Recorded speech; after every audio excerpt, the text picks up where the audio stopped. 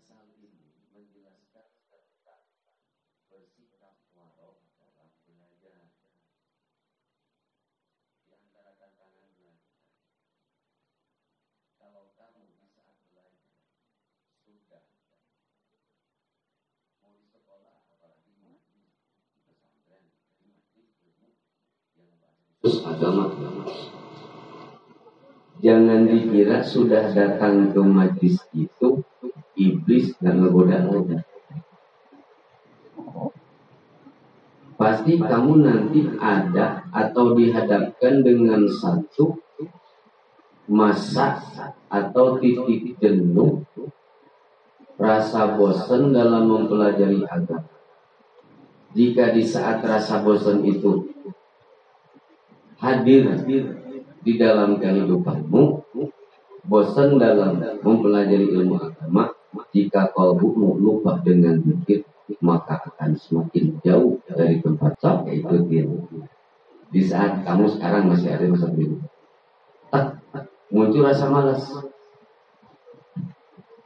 kalbu kamu lupa dengan zikir, besok makin berat, makin dibesokin makin berat, 1 hari 2 hari terus.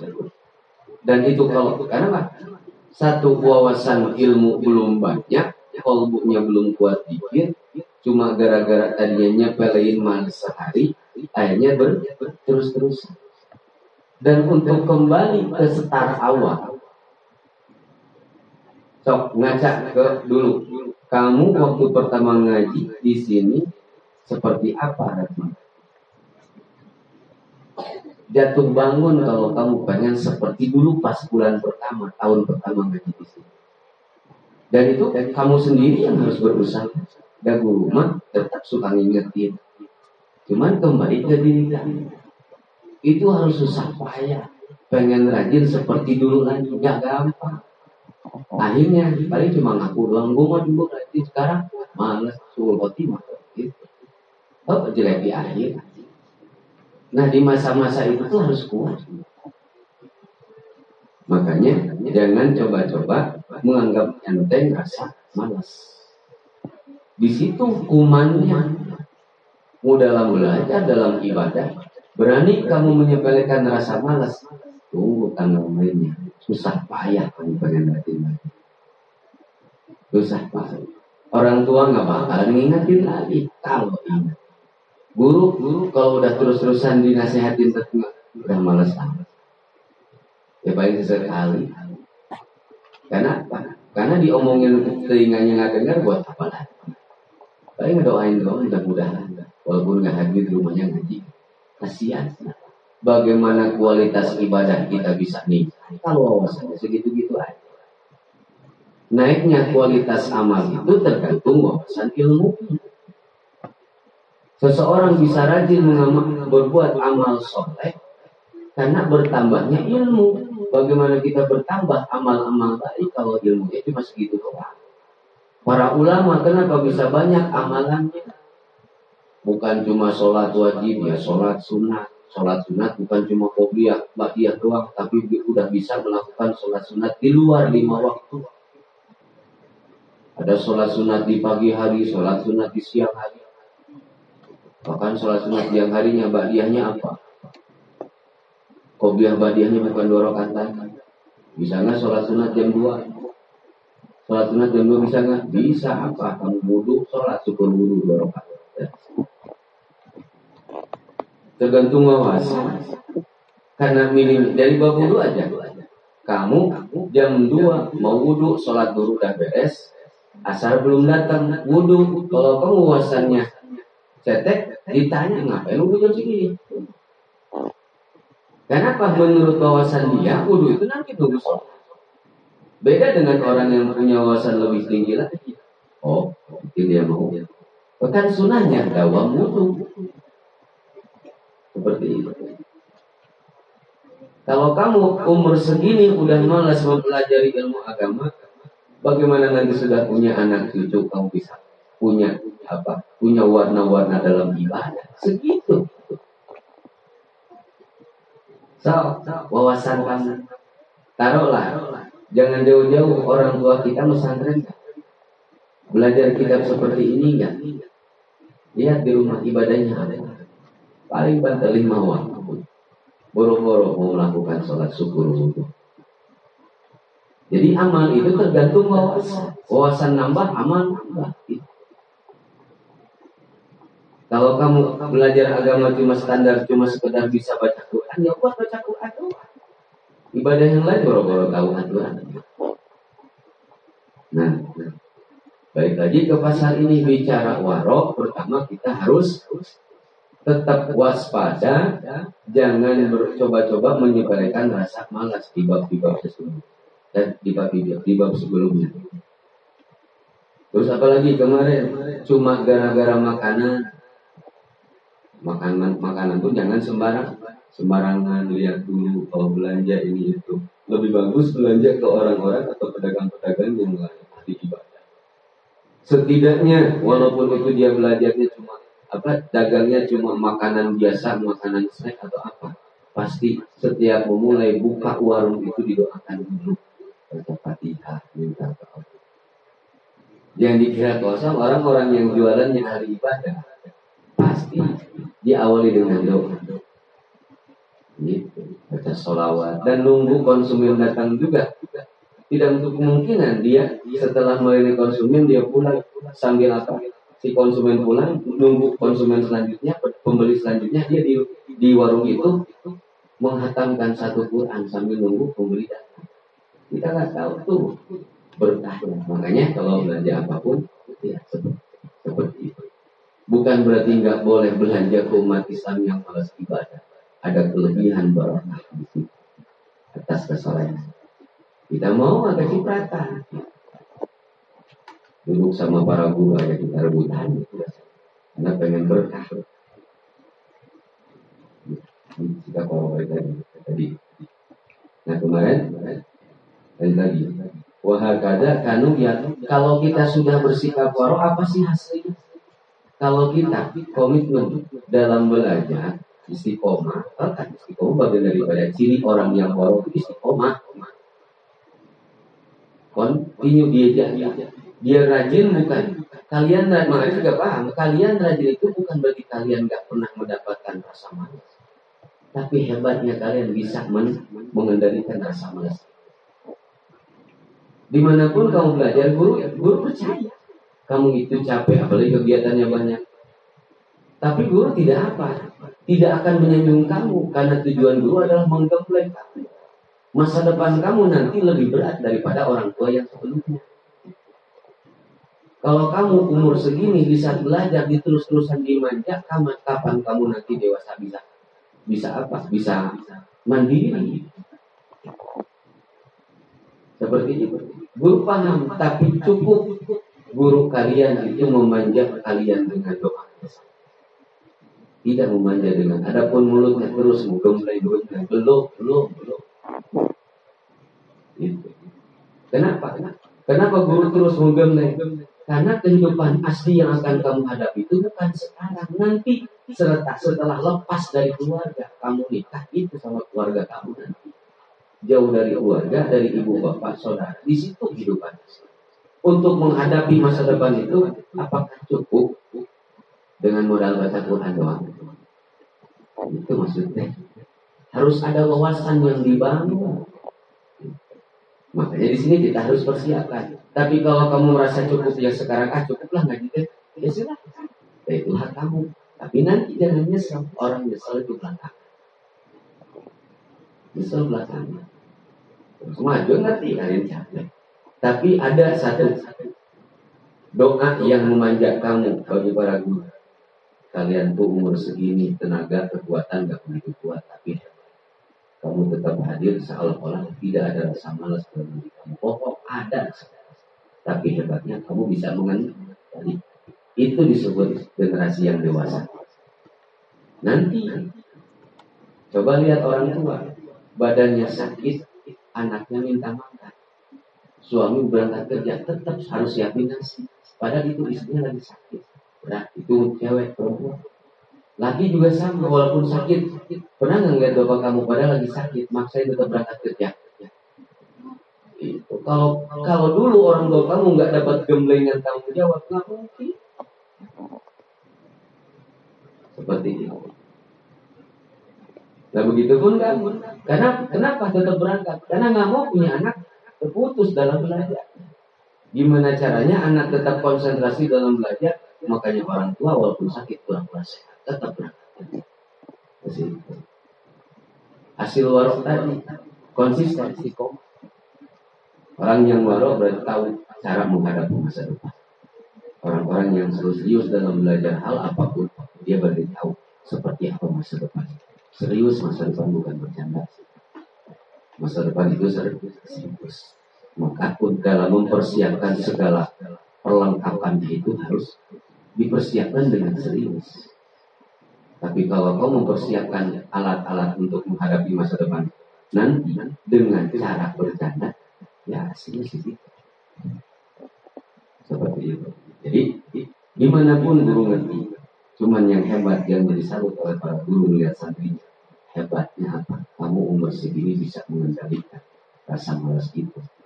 Nanti semakin tambah usia kamu akan semakin leleh.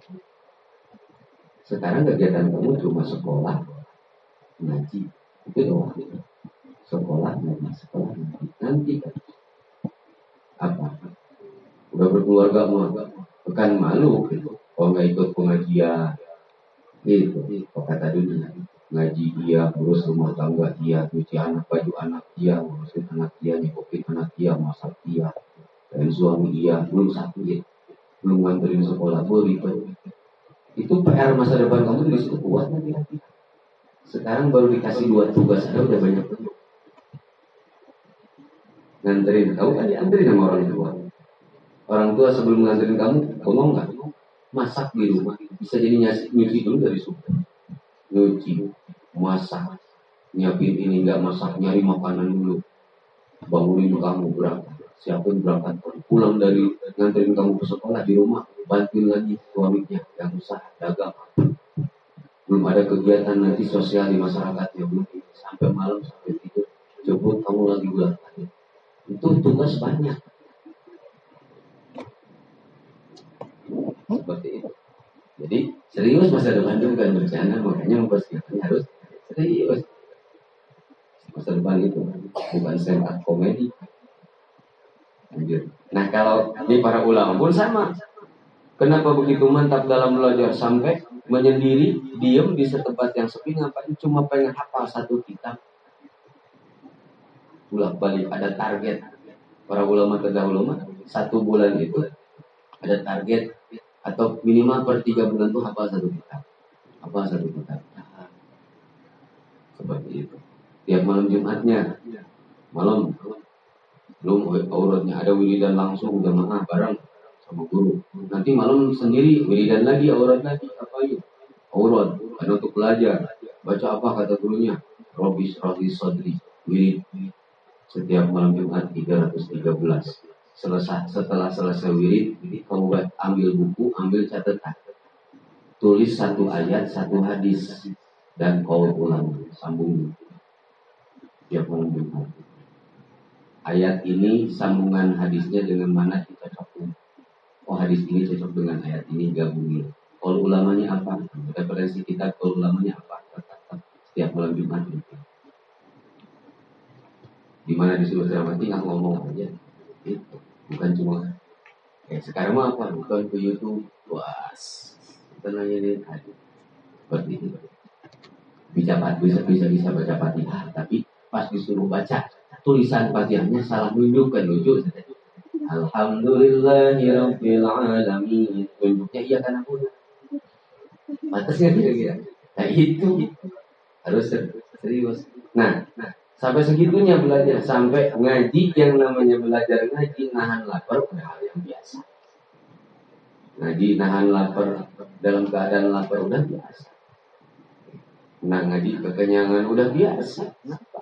Pas mau ngaji ada orang tua teman santri datang bawa makanan, serbu dulu, gorima, antara pasang, bareng makan tuh, turji, lututnya 1 turji, makan, berangkat dari kota.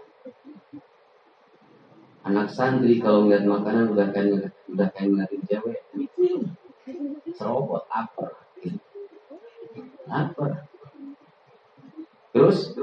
fokus ngapalin tuh. Ngapalin fokus. Karena tadi waro selalu hati-hati. Oh ini bukan haknya, oh ini gini. Guru ngarahin begini, jadi ikutin terus. Jadi benar-benar serius. Semua pelajaran, baik itu pelajaran yang sudah dipahami atau yang belum, tetap dia memahami apa. Menghadapi semua pelajaran itu serius.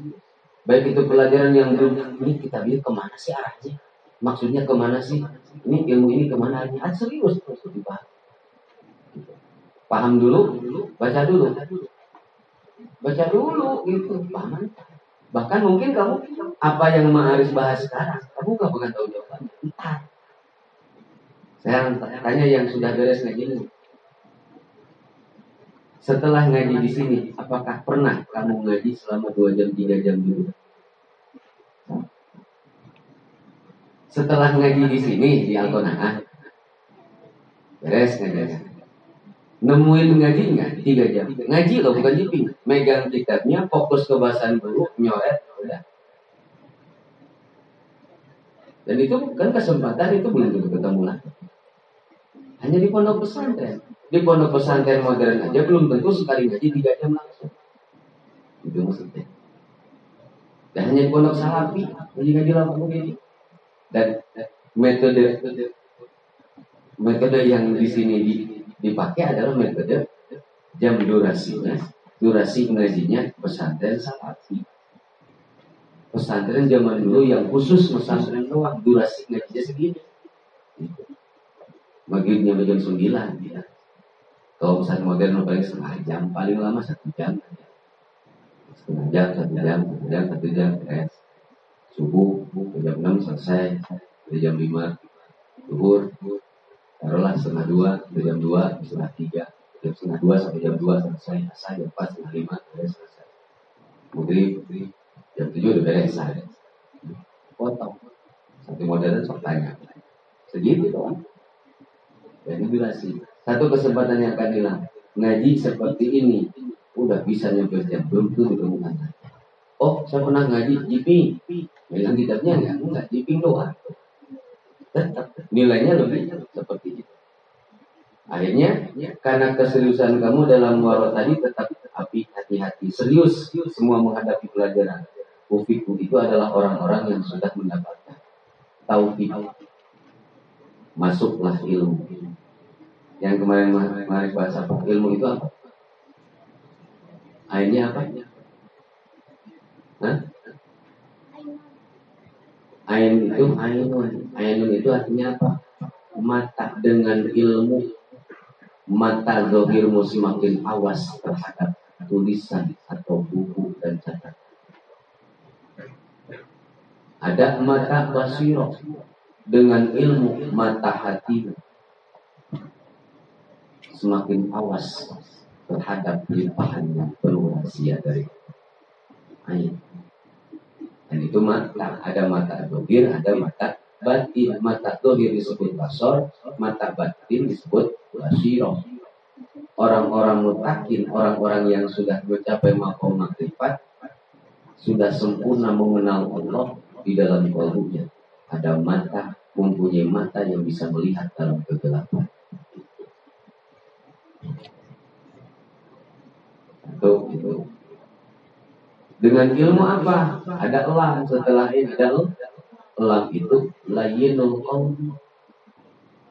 Orang kalau udah penuh dengan ilmu, dirinya diisi dengan ilmu, qalbu yang takabur jadi luwes, lembut, layyin, kagak belagu. Ada orang berilmu belagu, itu ilmunya nanggung. Orang yang ilmunya nanggung suka belagu, baru bisa motor, baru bisa sekarangnya udah miring, tang miring, dikasih belokan mah jatuh, gitu. Belokannya yang tikungannya berapa derajat, jatuh, pleset, terosok, juga, aduh. Tapi orang yang punya ilmu mah semakin dalam ilmunya biasa. Contoh lah, kasus di lapangan. Kamu jangan nanti setelah misalnya ngaji di sini atau mondok lagi, paham satu kitab, jangan GN. Kalau kamu dipanggil ustaz gara-gara kamu pernah adzan di masjid, Jangan GR kalau kamu dipanggil ustaz sama masyarakat gara-gara kamu pernah imamin di masjid. Jangan GR kalau kamu dipanggil ustaz sama masyarakat gara-gara kamu pernah ceramah. Karena di situ bukan simbol ilmu. Para muallimin sejati itu dipanggil sebagai alim itu bukan karena sering imaminnya di masjidnya, bukan karena suka duduk dengan para ulamanya kelihatannya, bukan karena suka ceramah kemana-mana, tapi setiap harinya gak pernah libur mengamalkan ilmu dan mempelajari. Masih banyak para ustadz yang asli yang gak terlihat namanya atau ceramahnya, tapi masyarakat menegani. Kenapa? Itu disebut ahli ilmu. Dia dipanggil ustadz karena bukan sering ceramah. Dia dipanggil ustadz bukan karena sering mimpin tahlil. Dia dipanggil ustadz bukan karena sering memimpin di masjid jami. Dia dipanggil ustadz bukan karena apa? Bukan karena suka nongkrong di masjid, tapi dia dipanggil ustadz karena setiap harinya nggak jauh dari belajar dan mengajar. Itu baru disebut alim. Awas kamu nanti kegeeran itu. Oh kalau gitu bukan berarti itu alimin nggak doyan imamin. Bisa disuruh itu juga, tapi bukan itu tujuan. Mencetak, mengamalkan ilmu. Jangan GR, awas. Bersyukurlah kalau kalian dipanggil seperti itu karena orang-orang di sekitar melihat kamu setiap hari nggak lepas dari ilmu. Itu disebut ahli ilmu. Kalau udah ahli ilmu apa di sini kan? Itu orang-orang yang sudah warok. Karena belajarnya warok, hati-hati nggak jorok, selalu waspada dari hal-hal yang haram dan subhat. Maka Allah berikan ilmu semakin berkah setelah mendapatkan ilmu, pulang ke kampungnya, wan nasri, dia sebarkan ilmu. Sama Allah dikasih kekuatan sampai matinya. Setelah mati meskipun jasadnya dikubur, hatta baqiyah ismuhu, namanya tetap disebut-sebut. Nah itu orang-orang ahli disebut orang ahli ilmu. Kagak meninggal walaupun jasadnya dikubur. Ciri orang yang meninggal apa? Cirinya orang yang meninggal. Ciri orang yang meninggal apa? Kalau kamu menjawab ciri orang yang meninggal karena dikubur, itu wawasan orang yang cetek ilmunya. Anak yang gak ngaji juga belajar bisa jawab itu. Ciri utama orang yang meninggal apa? Udah gak dianggap lagi sebenarnya keberadaannya.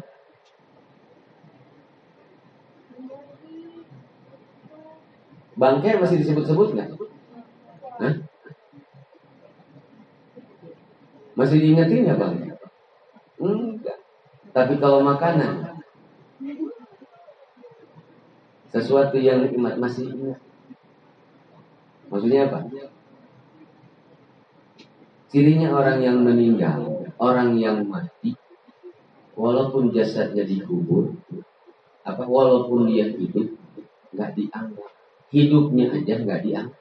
Berarti dianggapnya mati. Kamu mau nggak menjadi seorang generasi yang ada, tapi nggak dianggap? Di keluarga nggak dianggap, dengan teman nggak dianggap, di masyarakat nggak dianggap. Apalagi orang percaya mendidik anak-anaknya ke kamu. Gimana manfaat hidup kita? Kerja di bos sama bos nggak dianggap juga. Rugi nggak? Kenapa bisa nggak dianggap? Karena kurangnya wawasan ilmu. Tapi orang yang berilmu, sakitnya tetap ditanyain, gak hadirnya ditanyakan, matinya tetap diingat. Dan walaupun masih mati, masih bisa membentuk atau mencetak generasi-generasi. Berapa ulama, berapa juta ulama yang tercetak gara-gara memahami satu kitab yang padahal yang punya kitab itu udah gak ada. Seperti itu. Hebatnya orang berilmu. Matinya juga masih ya.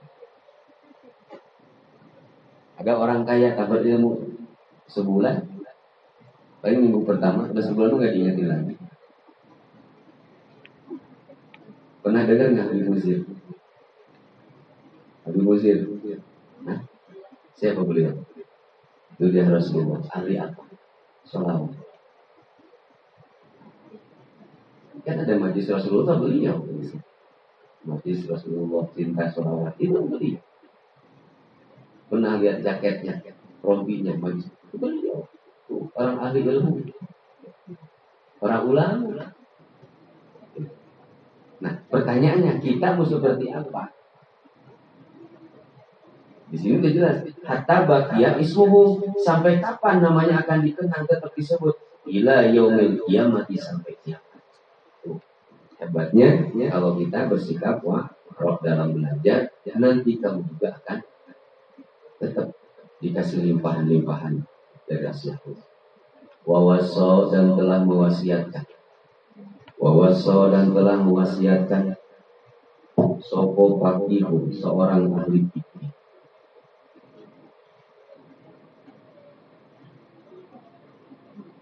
Wawaso dan telah mewasiatkan. Sopo fakihun ahli fikih.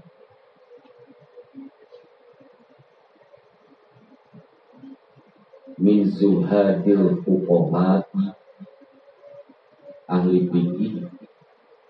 Min zuhadil, hanya dikasih.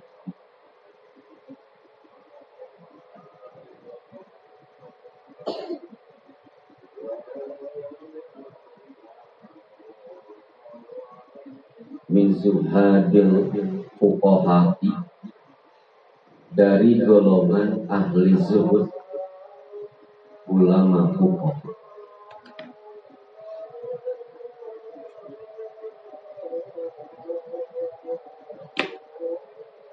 Nah, kesini